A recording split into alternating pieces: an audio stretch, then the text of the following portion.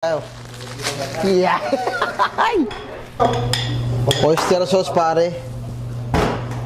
Mayo ng Korea. And white pepper. Yan. Siyempre atay.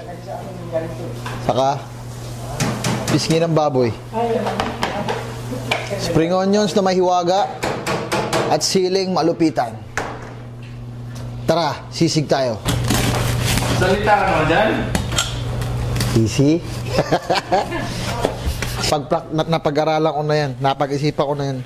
Boy, anong luto yan, boy? Sisig matatag. Itong tinatawag na pag South Korea, pag sa atin, sisig lang. Pag dito, sisig sayo. Nyan. Sisig sayo. Nyan.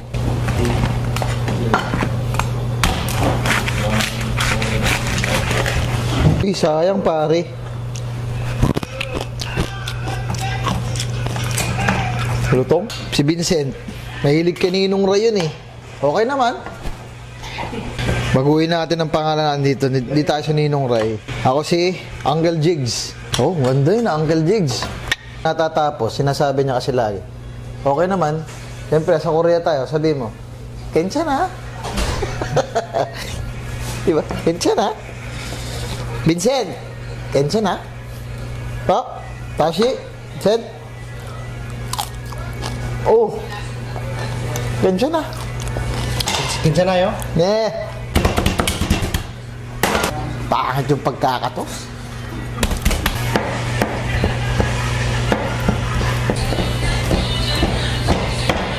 Matatag.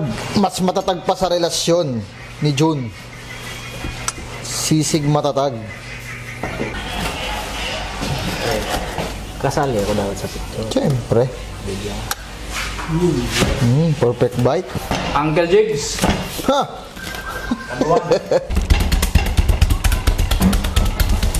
Sa alam mong technique ng paghihiwa ng sibuyas, dapat, para hindi ka maiyak, huwag mong tignan.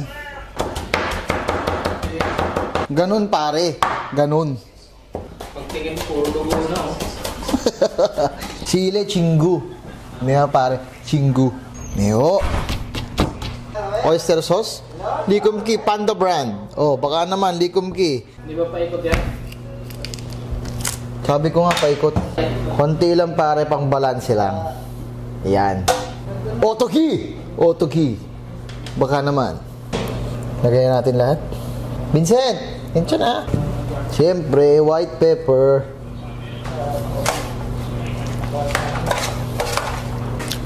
Chili flakes. Mula sa Korea. Ay, Korea po. Kasi,